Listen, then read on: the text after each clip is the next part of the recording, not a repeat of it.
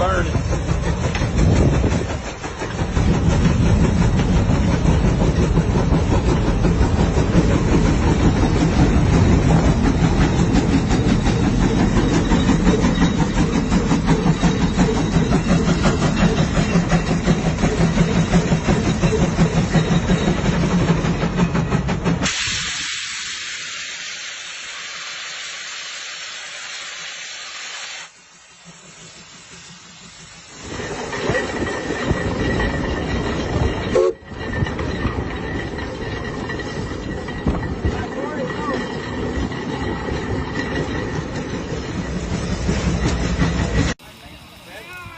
We'll put a start in the front. We'll put them on that going down.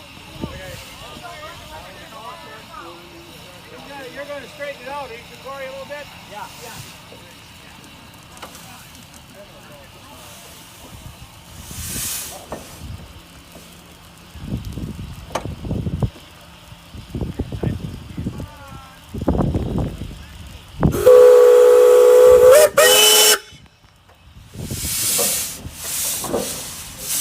Here we go, ladies and gentlemen.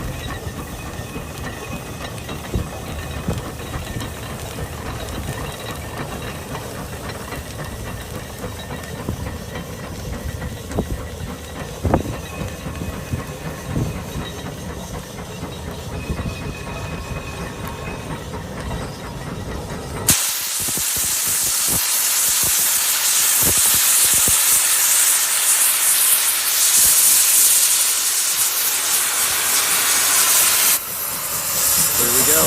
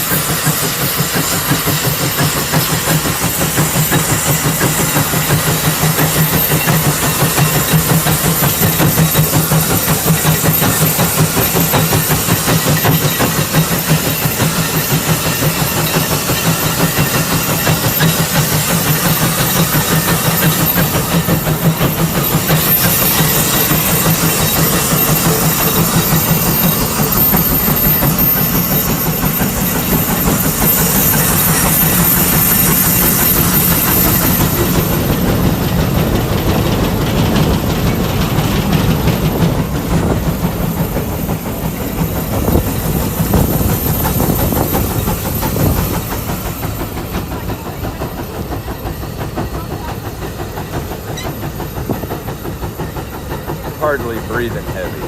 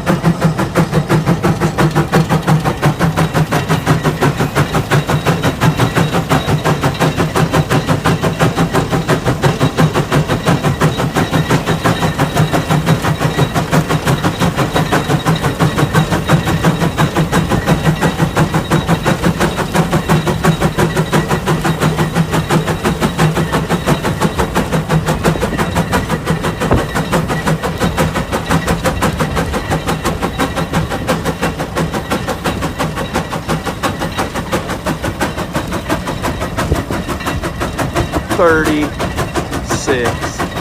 bottoms, ladies and gentlemen.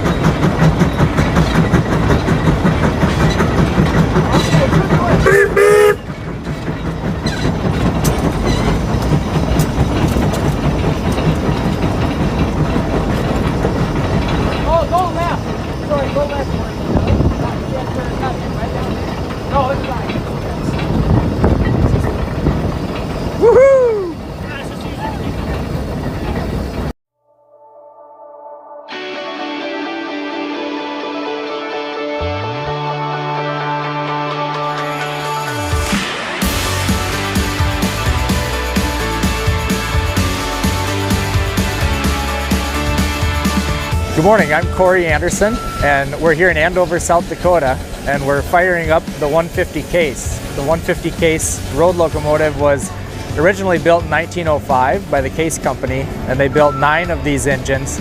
None of them survived the test of time. They were all scrapped, and in 2018 we built and brought one back to life from scratch, building it to the original blueprints that I acquired from the Case Company in Racine, Wisconsin. And so over the course of about 10 years and a lot of friends and casting all the parts and fabricating all the steel, we brought this engine back to life, and today we're going to show you the process of firing it up, getting ready to go, and we're going to plow this afternoon. So welcome on the journey.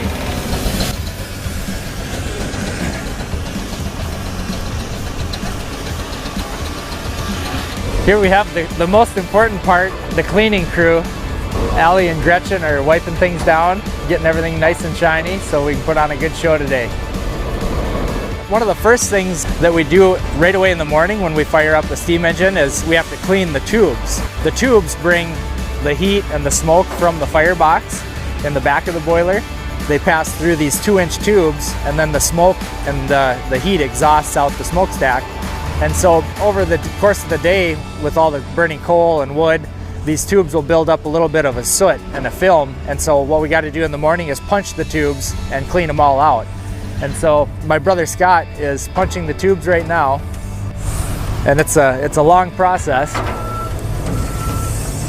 The first thing we do with the boiler is we fill it with water. And so there's 6 hand holes, and these are clean out washout areas that are in the boiler. So these little hand holes have a gasket, and so we put all these hand holes in. That closes up the boiler, and we're running 180 pounds per square inch of steam pressure on this, so everything has to be sealed up very well to hold that pressure. And so we can see our water level once we fill it. there's a water glass right here. And so this water glass, you can see we're just about an inch from the top. So the boiler's pretty much full of water. And you can shut these, you can close these off in the event that the glass might break. And then there's some tri-cocks that you can also tell your water level from if you have a failure of the glass itself. So keeping an eye on your water level and knowing where your water is at is the single most important thing when it comes to running a steam engine, because maintaining that water level so that it's above the crown sheet is critical to operating the boiler and generating the steam, and to not have an accident or an explosion, which can happen if the water level drops below the crown sheet. Now we're going to start lighting the fire. And so the firebox in this engine is about 5 feet long, and so that's a pretty deep firebox. This engine has 500 square feet of heating surface in the firebox. So the next step will be we'll throw the wood in, we'll start it off, and then once we get running and a good fire going, then we'll switch it over and we'll start burning coal. And that's when we do the plowing and heavy pulling, we burn the coal for the higher BTUs. So once we get the firebox full, we put a little bit of small kindling, small stuff to get the fire going, and then we just light her off. Little diesel fuel and a rag helps.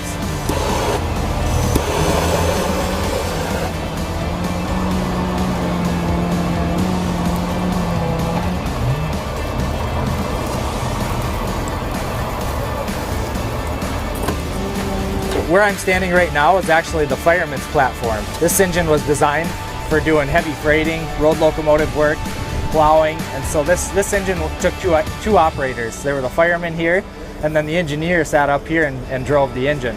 And so we're on the fireman's platform, and each one of these, you can see on the side here, are coal bunkers. This was designed for doing freighting over long distances, so they designed this engine with a lot of capacity for water and coal. So we got our coal bunkers here, and then directly under where I'm standing is our water tank. So this water tank holds 650 gallons of water. And so this is where we utilize our steam injectors, and we take water from the water tank and we put it into the boiler utilizing the steam pressure from the boiler.